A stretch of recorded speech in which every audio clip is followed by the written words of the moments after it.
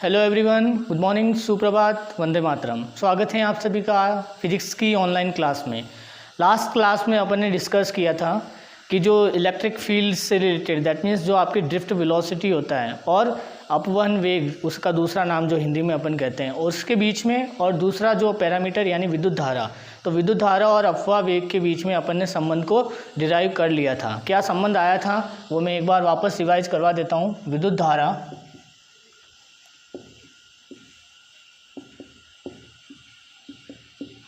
और अपवाह वेग में संबंध क्या था? संबंध I इजिकल्स टू NEAVD, यही आया था। I vector equals to NEAVD, ये अपने पास एक फाइनल टर्म आई थी। और उसके बाद में ये फर्स्ट रिलेशन हो गया। सेकंड रिलेशन अपन ने ज्ञात किया था धारा घनत्व, धारा घनत्व और अपवाह वेग में संबंध। धारा घनत्व और अपवाह वेग में संबंध, ये क्या, धारा घनत्व किससे डिनोट करते हैं? जे वेक्टर से डिनोट करते हैं, ठीक है। और जे वेक्टर में डिनोट करने के साथ में और अपन क्या डिनोट करेंगे इसके साथ में? एन, ई और वी डी। एरिया नहीं आएगा क्योंकि जे इक्वल्स टू क्या होता है? आई अपॉन ए, ठीक है। तो आई की वैल्यू क्या है? NEAVD vector divided by A, that means A से ए कैंसिल आउट हो गया। तो यहाँ से जे वेक्टर इक्वल्स टू क्या आ गया? NEVD vector. ये किस में रिलेशन है? ये संबंध जो आया है अपने पास वो धारा घनत्व और अपवाह वेग के बीच में संबंध आया है, ठीक है। ये आप लास्ट क्लास के अंदर डिस्कस कर चुके हैं, ये मैंने हल्का सा एक रिवाइज करवा दिया। इस लेक्चर के अंदर अपन जो स्टडी करेंगे वो करेंगे धारा घनत्व, यहाँ पे अपवाह वेग और विभवांतर के बीच में रिलेशन क्या होता है वो हम जानेंगे, ठीक है। ये दोनों आपको याद रखने हैं। अपना जो है टॉपिक वो है अपवाह वेग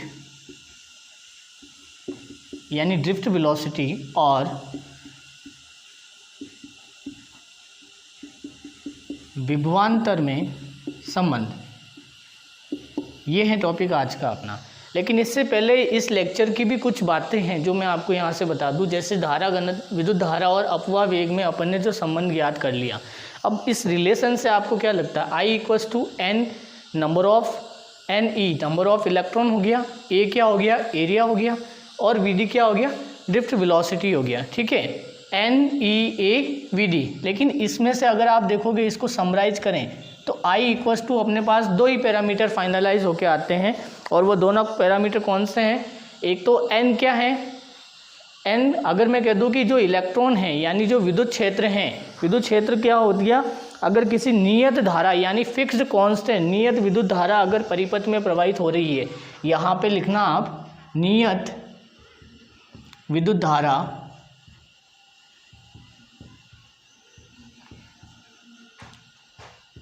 प्रवाहित हो रही है।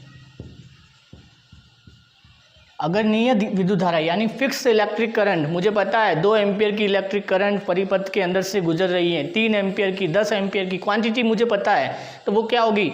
I की वैल्यू है वो फिक्स हो गई, ठीक है। यानी नियत विद्युत धारा, और उसमें जब ये फिक्स वैल्यू होगी तो यहाँ से number of electron, first lecture के अंदर अपन ने डिस्कस किया था एक न्यूमेरिकल कि 1 मीटर पर सेकेंड, 1 मीटर स्क्वायर का जो क्रॉस सेक्शनल एरिया यानी एक पृष्ठ, क्या कहते हैं, काट क्षेत्र जो हैं, उसमें से अगर 1 सेकंड के अंदर कितने इलेक्ट्रॉन गुजरेंगे, तो वो उसका जो आंसर आया था 6.25 × 10⁻18 समथिंग, ठीक है। तो वो हमने क्वांटिटी मुझे पता था। तो वैसे ही अगर फिक्स करंट उस सर्किट के थ्रू पास आउट हो रही है, कोई सर्किट मैंने बना रखा है या प्लग ऑन किया, तो विद्युत धारा जो परिपथ या वायर के थ्रू जो गुजरेगी वो क्या होगी?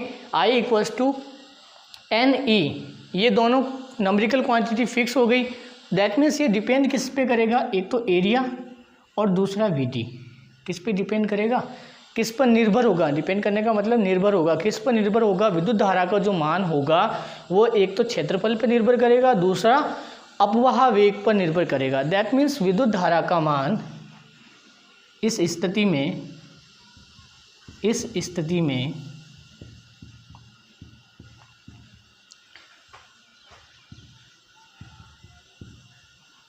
विद्युत धारा का मान अपवाह वेग और क्षेत्रफल, क्षेत्रफल कौन सा, जो एकांक काट क्षेत्रफल, जो अपने एकांक क्षेत्रफल या काट क्षेत्रफल जो अपने स्टडी किया, क्रॉस सेक्शनल एरिया, ठीक है, क्षेत्रफल के गुणनफल पर निर्भर करेगा, गुणनफल पर निर्भर करेगा, ठीक है, ये गुणनफल पर निर्भर करेगा। दैट मीन्स इसका मतलब क्या हो गया कि यदि, दूसरा पॉइंट, यदि क्षेत्रफल अधिक हैं तो अपवाह वेग का मान कम हो जाएगा,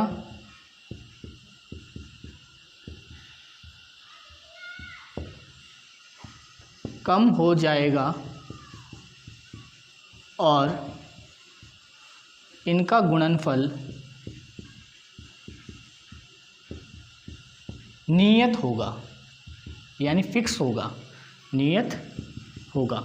दैट मीन्स अगर मैं कहूँ कि I equals to A into V D जो मेरे पास है ड्रिफ्ट वेलोसिटी, तो अगर ये डी वी डी ए अगर ज़्यादा हो जाएगा, मान लो मैंने कह दिया कि ए की वैल्यू ज़्यादा हो जाएगी, ए अगर ज़्यादा हो गया तो वी डी क्या हो जाएगा, कम हो जाएगा, और दोनों जो गुणा होके एक फिक्स वापस क्या दे देंगे, एक नियत मान दे देंगे।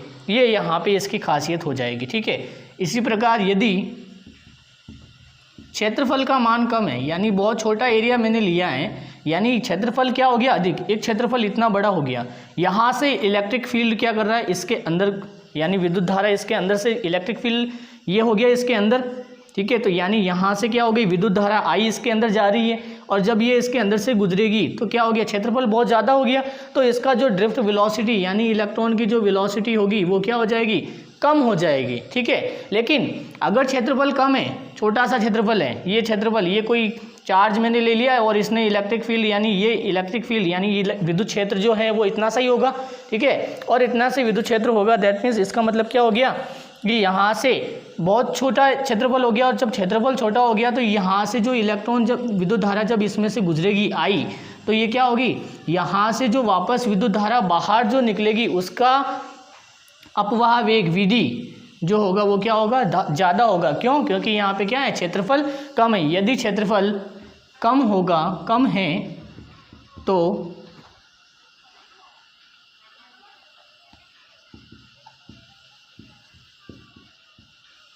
अधिक विद्युत धारा बाहर निकलेगी,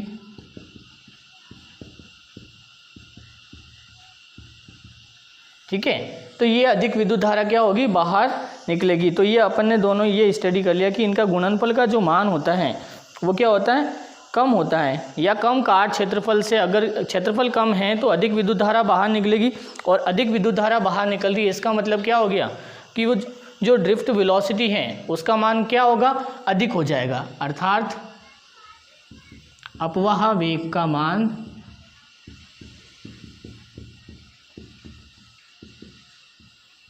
अधिक होगा, ठीक है। ये लैंग्वेज आप इस वाले टॉपिक के साथ में ऐड कर दीजिएगा। ये इसका क्या हो गया, फिजिकल सिग्निफिकेंस मैंने दिया है, भौतिकी सत्यापन जो कहते हैं, ये इसका फिजिकल सिग्निफिकेंस है कि आपने जो एक रिलेशन जो लेके आए हैं I=NeVd, इसका भौतिकी सत्यापन क्या हुआ, तो ये इसका फिजिकल सिग्निफिकेंस हो गया, भौतिकी सत्यापन, भौतिकी सत्यापन, इंग्लिश में इसे कहते हैं फिजिकल सिग्निफिकेंस,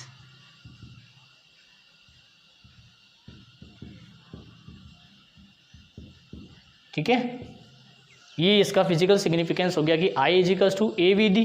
अब इसके अंदर Ne और Ne कहाँ गया है, क्योंकि ये नंबरिकल क्वांटिटी है, नंबर ऑफ इलेक्ट्रॉन है, तो यहाँ पे मैंने कह दिया कि धारा प्रवाहित हो रही है और नियत विद्युत धारा है, यहाँ मैंने फिक्स कह दिया, ठीक है। तो इसलिए यहाँ पे इलेक्ट्रॉन और इन दोनों, ये दोनों क्या हो गए, कैंसिल आउट हो गए, तो मेरे पास I=AVD बचा। तो AVD का प्रोडक्ट जो होगा वो क्या होगा, फिक्स होगा, तभी भी फिक्स वैल्यू मिलेगी मुझे। तो यहाँ से विद्युत धारा का जो मान होगा, यानी अपवाह वेग और एरिया जो काट क्षेत्र जो होगा, इन दोनों का मान नियत होगा। अगर काट क्षेत्र का मान अधिक है तो अपवाह वेग का मान कम हो जाएगा, अगर काट क्षेत्र का मान कम है तो अपवाह वेग का मान क्या हो जाएगा, अधिक हो जाएगा। ये आप मेंशन कर दीजिएगा, ठीक है। और भी इसी फॉर्म में लिखना है। तो एरिया अगर अधिक है तो वीडी क्या हो जाएगा, कम हो जाएगा, और एरिया अगर कम है, तीर नीचे है इसका मतलब कम है, तो वीडी क्या हो जाएगा, अधिक हो जाएगा, बढ़ जाएगा। ये आप मेंशन कर दीजिए, नोट्स बना लीजिए, ठीक है। स्क्रीनशॉट ले लीजिए, 1 मिनट का समय है आपके पास।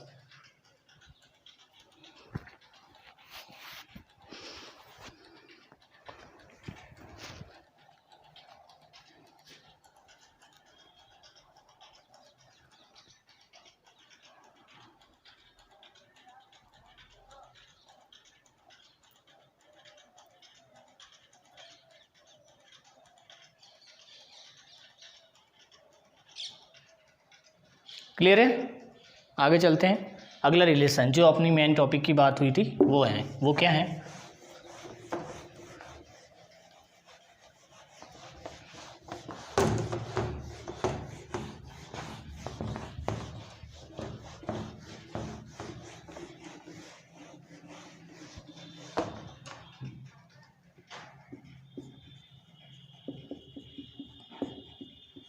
नया हेडिंग डाल लीजिए। ये जो है अपना लेक्चर नंबर 5 है, विभवांतर और अपवाह वेग में संबंध। ये आज का अपना टॉपिक हो गया। विभवांतर क्या होता है, पोटेंशियल डिफरेंस। मैं पहले बता चुका हूँ, विभव का अंतर, विभवांतर का संधि विच्छेद करोगे तो विभव का अंतर। 2 बिंदु हैं, एक इनिशियल बिंदु है, एक फाइनल बिंदु है। 2 पॉइंट ले लिया, ए और बी, दोनों के जो विभव, ए पॉइंट पे विभव का जो मान होगा वो वी ए होगा, बी पॉइंट पे जो विभव का मान होगा वो वी बी होगा। तो दोनों के बीच में जो कार्य होगा वो मैंने कहा दिया कि कार्य वर्क क्या होगा, डब्लू होगा, ठीक है। तो विभव का जो अंतर, दोनों विभव का अंतर, that means V B minus V A, ठीक है। 2 विभव का अंतर वो क्या होता है, विभवांतर होता है। और विभवांतर किसके तुल्य होता है, कौन गति कर रहा है, ये भी चार्ज है, यहाँ भी चार्ज है। तो V B minus V A equals to W बटा क्यू, ठीक है। 2 बिंदु के विभव के अंतर, यानी विभव कितना हो गया, V A minus V B हो गया, या V B minus V A, दोनों इक्वल। आप इसमें से इसको घटा सकते हैं, इसमें से इसको घटा सकते हैं। तो ये मैंने एक विभव के रूप में विभवांतर को परिभाषित कर दिया, ठीक है। तो यहाँ तक अपन ने स्टडी किया। तो अब अपना जो ऑब्जेक्ट है कि यदि वी विभवांतर, यदि वी विभवांतर, आप चाहो तो यहाँ पे एक डायग्राम बना लो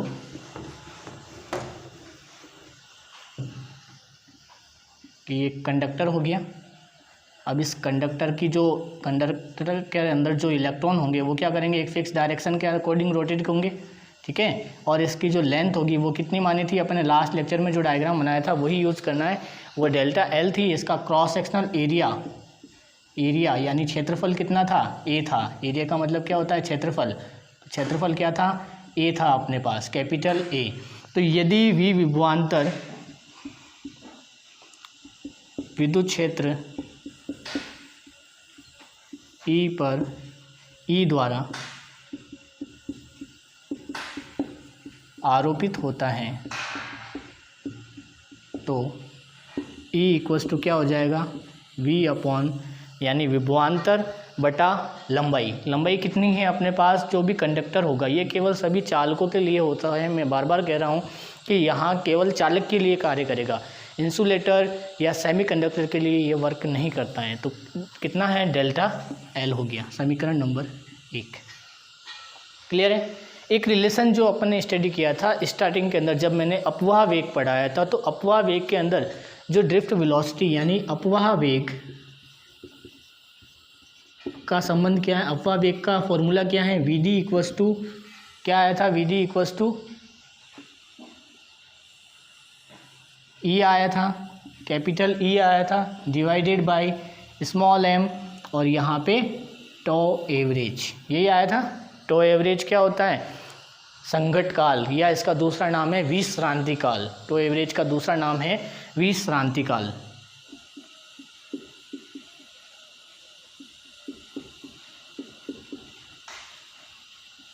ठीक है, या संघटकाल भी कहते हैं इसे।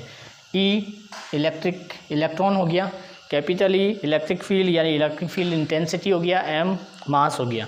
तो अब आप यहाँ से देखो ये ई जो पैरामीटर हैं, इस ई की जगह ये ई वाला जो ये फॉर्मूला है इसको इसके अंदर पुटअप करना है। तो यहाँ से वी डी इक्वल्स टू क्या आएगा अपने पास, V D equals to E upon M tau average into E की जगह क्या आ जाएगा, वी बाई डेल्टा एल आ जाएगा। क्लियर है यहाँ तक?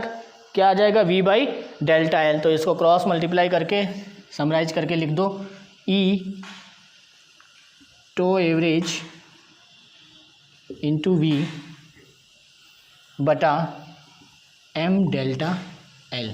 तो ये अपने पास एक रिलेशन आ गया किसमें, अपवाह वेग और वी क्या है, विभवांतर। वी क्या है, विभवांतर। वी विभवांतर अप्लाई किया है अपन ने, तो वी क्या हो गया, विभवांतर और अपवाह वेग में संबंध आ गया। यहाँ मैं लिख रहा हूँ final result, V D equals to E tau average into V बटा एम डेल्टा एल।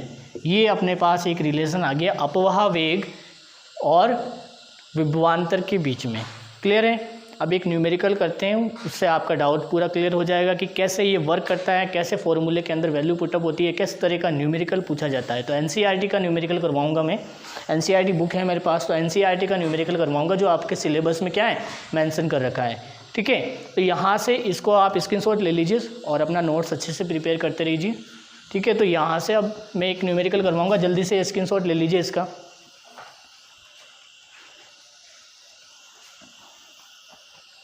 ठीक है, चलो रफ करते हैं।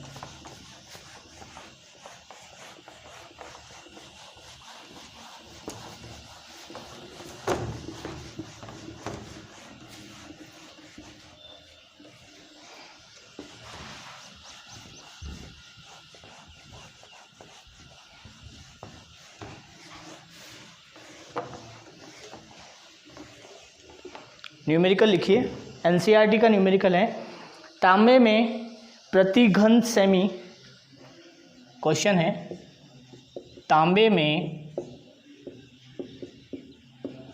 प्रति घन सेमी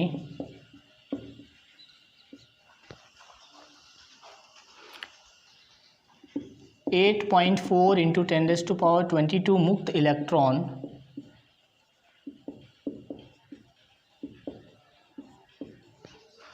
इलेक्ट्रॉन होते हैं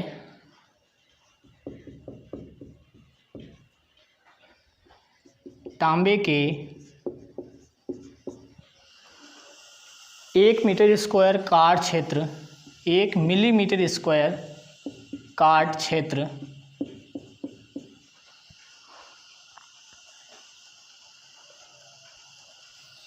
के एक तार में 0.21 एम्पियर, आप एम्पियर में अगर ए में कंफ्यूज हो रहे हैं तो आप यहाँ पे AMP यूज़ कर लीजिए। 0.21 एम्पियर धारा प्रवाह हो रही हैं तो इलेक्ट्रॉनों का अपवाह वेग ज्ञात कीजिए। इलेक्ट्रॉनों का अपवाह वेग ज्ञात कीजिए, ये अपना ऑब्जेक्ट हो गया। ठीक है, तो इसको सॉल्व करते हैं। क्या क्या गिवन है वो अपने को इन्फॉर्मेशन रखनी है और क्या क्या अपने को क्या चीज़ें अपने को कैलकुलेट करनी है। तो सबसे पहले आप न्यूमेरिकल को 2 बार पढ़ लीजिए और 2 बार पढ़ने के बाद में आपके पास जो जो जानकारी जो जो इन्फॉर्मेशन आपको लगता है कि हाँ इसका मतलब ये होता है तो उसको लैंग्वेज फॉर्म में तो लिखिए, और ज़्यादा बेटर ये होगा कि आप उसको जो सिंबल फॉर्म में लिखिए। जैसे करंट, विद्युत धारा क्या होता है, आई होता है, तो आप विद्युत धारा नहीं लिख के सीधा आप आई लिखिए, ताकि आपको न्यूमेरिकल सॉल्व करने के अंदर मैथमेटिकल टर्म जो आपने यूज़ की डेरिवेशन में वो डायरेक्टली पुटअप करने में हेल्प करेगा। तो सबसे पहले यहाँ पे तांबे में प्रति घन सेमी 8.4 इंटू 10⁻20 मुक्त इलेक्ट्रॉन क्या होता है, फ्री इलेक्ट्रॉन। ठीक है, दैट मीन्स ये जो क्वांटिटी, ये जो संख्या दे रखी है ये क्या है, n की वैल्यू दे रखी है। मुक्त इलेक्ट्रॉन होते हैं तो कितने कितने मुक्त इलेक्ट्रॉन होते हैं? n होते हैं। तो यहाँ पे n स्मॉल n दे रखा है 8.4 इंटू 10⁻²2, ठीक है। और यहाँ पे एरिया कौन सा है? प्रति घन सेमी की बात कर रहा है, ठीक है, प्रति घन सेमी की बात करता है। यहाँ देखो प्रति घन सेमी की, और उसके बाद में इसने मिलीमीटर स्क्वायर की बात की है। तो ये यूनिट क्या होनी चाहिए? सेम होनी चाहिए। यहाँ लिखो आप प्रति घन सेमी, और प्रति घन सेमी को आप अगर प्रति मिलीमीटर या प्रति मीटर स्क्वायर में बदलोगे तो क्या आएगा? प्रति मीटर स्क्वायर के अंदर आप बदलोगे तो आप क्या आएगा? यहाँ घन है ना, घन का मतलब क्या होता है? घन का मतलब होता है क्यूब। आप चाहो तो इस घन को यहाँ से हटा के सेमी के ऊपर क्यूब लगा दो, ठीक है। तो ये क्यूब हो गया, सेंटीमीटर क्यूब हो गया। अब अपन मीटर क्यूब में ज्ञात कर रहे हैं। 1 सेंटीमीटर इक्वल्स टू क्या होता है? 1 मीटर इक्वल्स टू 100 सेंटीमीटर, यही होता है। 1 मीटर इक्वल्स टू 100 सेंटीमीटर होता है, ठीक है। तो यहाँ पे अपने को किस में बदलना है? ये सेंटीमीटर स्क्वायर के अंदर गिवन है, तो अपन इसमें क्या करें कि ये मीटर स्क्वायर में कन्वर्ट हो जाए। तो 8.4 इंटू 10⁻, देखो एक यहाँ सेंटीमीटर में गिवन है और यहाँ अपने पास क्या है? मीटर में इंफॉर्मेशन है, ठीक है। तो यहाँ मीटर में है, इसका मतलब अपने पास क्या हो गया? 1 मीटर बराबर 100 सेंटीमीटर हो गया। तो 100 सेंटीमीटर अगर मैं ऐड करता हूँ तो 1 मीटर, और अगर ये 1000 अगर हो जाता है तो यहाँ क्या हो जाएगा? 10 हो जाएगा। वापस देखो तो यहाँ 10 यानी 1 मीटर इक्वल्स टू 100 सेंटीमीटर, और अगर ये किलोमीटर या हाँ 1 किलोमीटर की बात करता होता तो कितना हो जाता? 1000 मीटर, ठीक है। तो यहाँ 1000, तो यहाँ देखो सेंटीमीटर क्यूब है, दैट मीन्स यहाँ 2 बार यूज़ किया है। तो 10⁻, कितना हो जाएगा? 22 + 6 और ऐड होगा, तो 8.4 इंटू 10⁻28 प्रति मीटर क्यूब, प्रति घन मीटर। इस तरीके से आपको न्यूमेरिकल क्वांटिटी जो हैं वो सॉल्व करनी आनी चाहिए। अगला जो है, ये तो केवल n की वैल्यू को अपन ने सॉल्व किया है।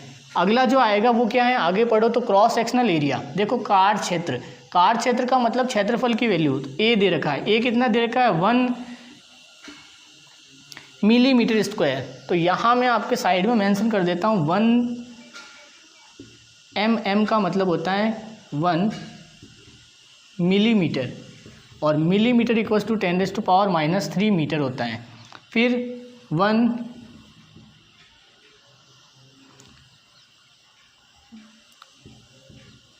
माइक्रोमीटर, माइक्रोमीटर होता है 10⁻⁻6 मीटर। 1 nanometre, nanometre 10⁻�9 metre. इस तरीके से चलता है। डेसी, सेंटी, मिली, माइक्रो, नैनो, पिको, फेम्टो, एहो, जेप्टो, योक्टो, इस तरीके से ये सीरीज चलती है। लेकिन आपको ज़्यादा याद नहीं रखना, थोड़ा सा याद रख लेना। पिको यानी 10⁻⁻12 होता है, फर्मी यानी 10⁻⁻15 होता है। तो वो आप लिख सकते हो, इतना कोई डिफिकल्ट नहीं है, ये आप 11th में पढ़ चुके हो। तो 1 मिलीमीटर स्क्वायर इक्वल्स टू क्या हो जाएगा? 10⁻⁻6 मीटर स्क्वायर। 1 मीटर यानी 1000 हो गया, तो 1 मिलीमीटर स्क्वायर 10⁻⁻6, और जब ये ऊपर आएगा तो 10⁻⁻6 मीटर स्क्वायर हो जाएगा, ठीक है। आगे बढ़ते हैं। आगे क्या दे रखा है? तार में इतने एम्पियर की धारा यानी आई की वैल्यू 0.21 एम्पियर दे रखा है, और कैलकुलेट क्या करना है? वीडी, ड्रिफ्ट वेलोसिटी, ये मुझे कैलकुलेट करनी है। क्लियर है यहाँ तक? यहाँ तक किसी को प्रॉब्लम हो तो बताओ, कमेंट बॉक्स में बता देना यहाँ पे मुझे प्रॉब्लम आ रही है, ठीक है। अब ये सारी फिगर, पहले एन को सॉल्व किया, फिर ए को सॉल्व, आई, वी डी। अब उसके बाद में देखो क्या है? Drift velocity. तो वी डी का फॉर्मूला क्या होता है? V D equals to NEA, I equals to NEA V D, ठीक है। I equals to NEA V D, value put up कर दो, या यहाँ से जो कैलकुलेट करना है पहले उसे अलग रख दो। तो वीडी कैलकुलेट करना है तो इस वाले फिगर को क्या करो? इसमें डिवाइड कर दो। तो वीडी इक्वल्स टू क्या बन जाएगा?